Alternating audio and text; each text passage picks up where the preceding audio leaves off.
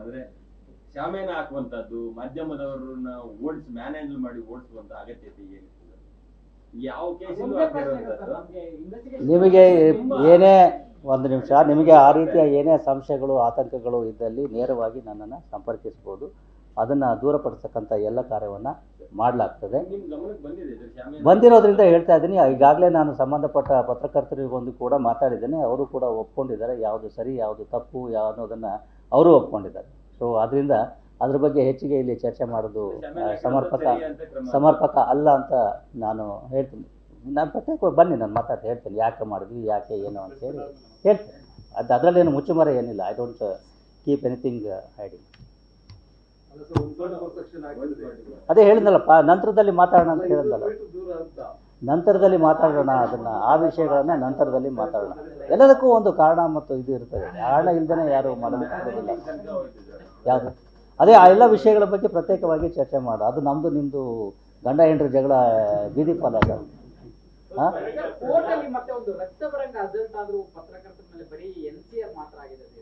ಅವ್ರು ಯಾವ ಪ್ರಕರಣವನ್ನು ಕೊಟ್ಟಿದ್ದಾರೆ ಅದು ಆಧಾರದ ಮೇಲೆ ಕೇಸ್ ಮಾಡಿದ್ದಾರೆ.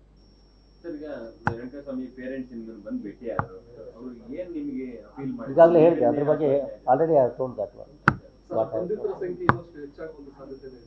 ಅದು ತನಿಖೆಯ ಭಾಗ. ಅದರಲ್ಲಿ ಮುಂದಿನ ದಿನಗಳಲ್ಲಿ ಗೊತ್ತಾಗ್ತದೆ ಹೆಚ್ಚಾಗುತ್ತೆ.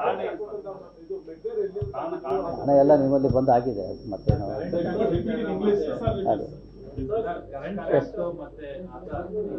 ತನಿಖೆ ಯಾವುದೇ ವಿಷಯಗಳನ್ನು ನಾವಿಲ್ಲಿ ಚರ್ಚೆ ಮಾಡಲಿಕ್ಕೆ ಆಗೋದಿಲ್ಲ. ದಯವಿಟ್ಟು ಅದನ್ನು ತಾವು ಅರ್ಥ ಮಾಡ್ಕೋಬೇಕು. Those are all part of investigation. We cannot reveal. But sir, some selective leaks are there. That is creating more problems.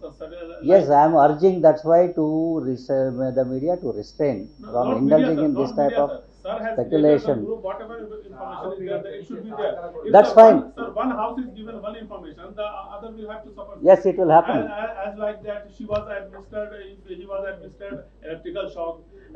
See, these kind of speculative things we cannot answer. It's not a speculative, sir. If you are judged like that, I cannot answer that. And I cannot proceed. That is your opinion. That's all. We have to agree to disagree. That's all. I am telling you that it's a speculation. You say that it is not speculation. So you have to agree to disagree. That's all. News first ನಿರ್ಭೀತಿಯಿಂದ ನಿಮ್ಮ ಪರವಾಗಿ.